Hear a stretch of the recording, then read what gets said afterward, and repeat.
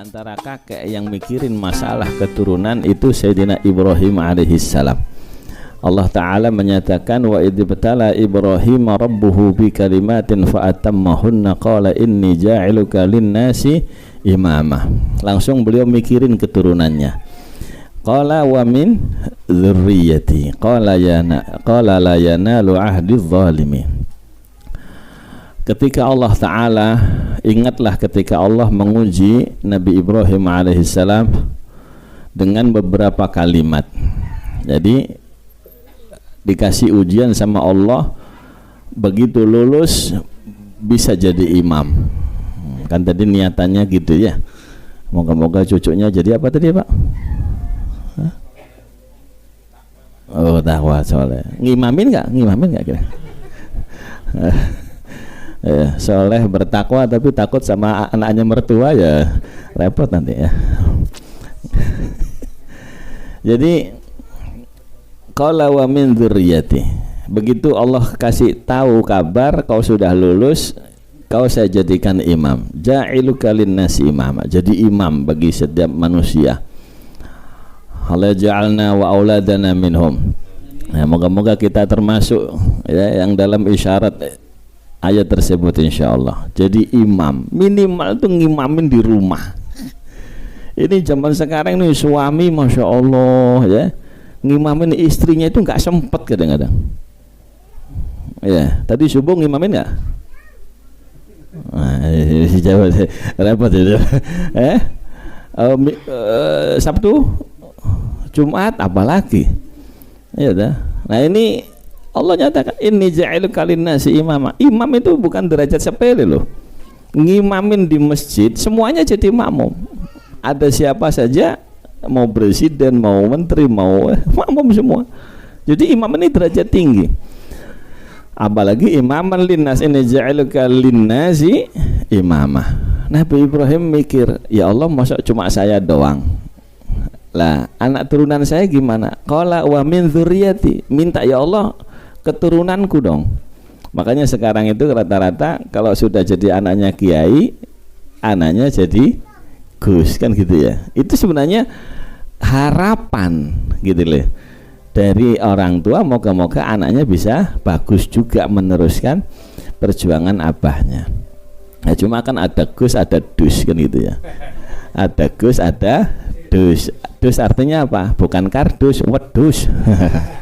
Jadi abai bisa ngaji kok anaknya ra iso iki piye. Nah, itu masalah gitu. Makanya ada cerita Nabi anaknya naudzubillah kayak Kanaan gitu. Ini makanya sebagai orang tua ini apalagi jadi mbah ini masya Allah gitu. Kadang-kadang itu dulu nggak ada ilmunya.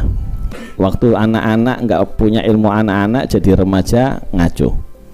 Jadi remaja nggak ada ilmu jadi orang dewasa, ketika jadi dewasa nggak benar.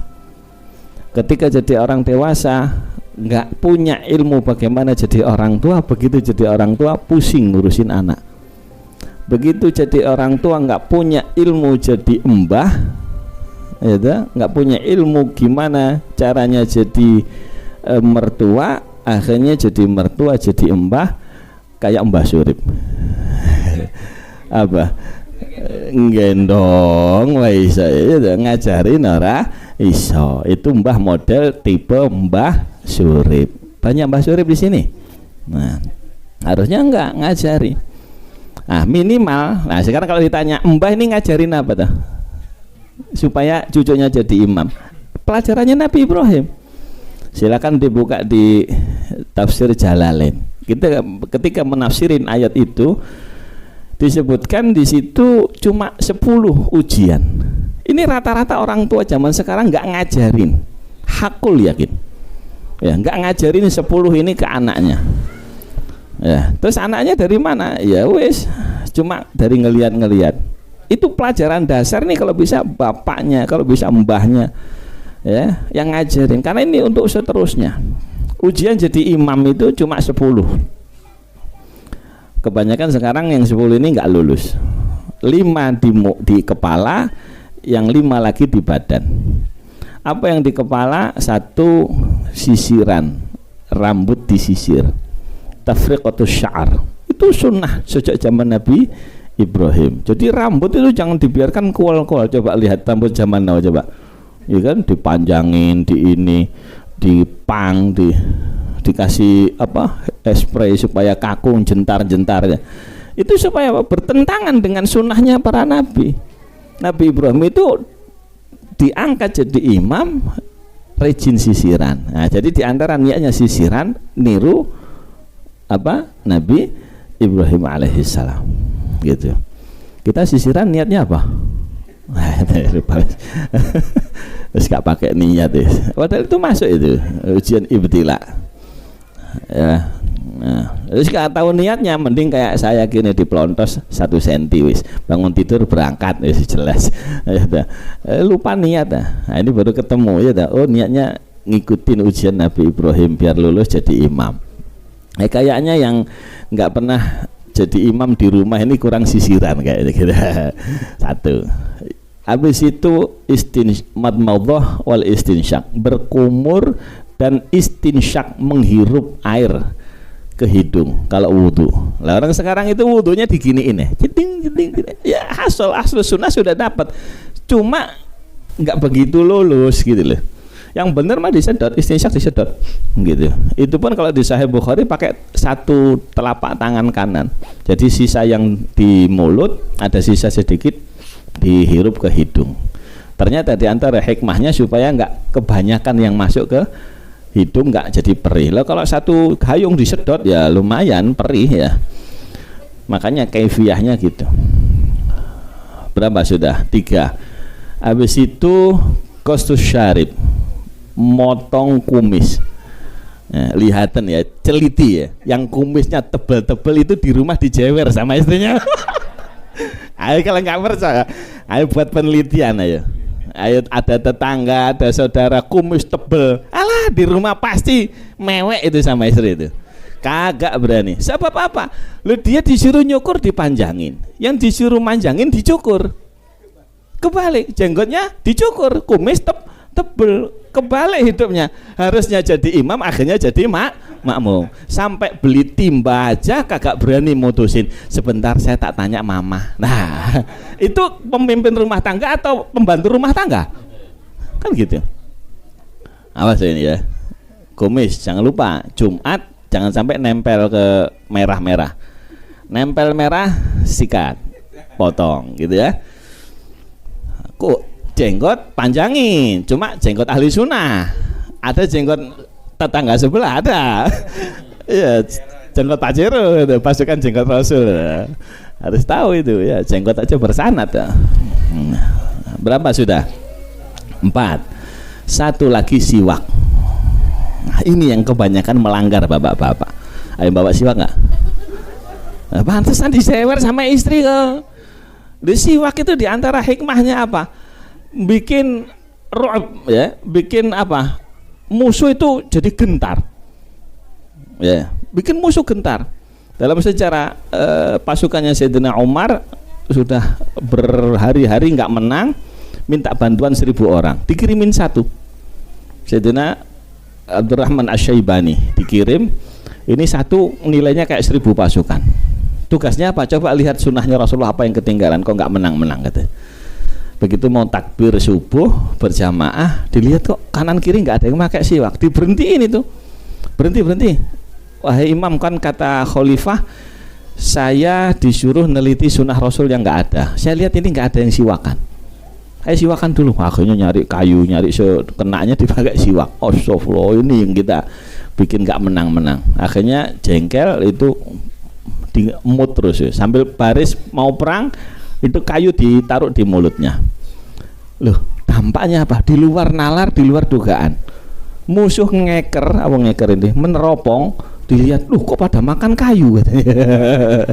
Jadi mereka tuh takut, kayu aja dimakan dia. Apalagi kita nanti ya, kanibal nih jangan-jangan. Itu nggak pakai perang akhirnya. Benteng ditinggalkan begitu saja. Ru'abnya bikin gentar.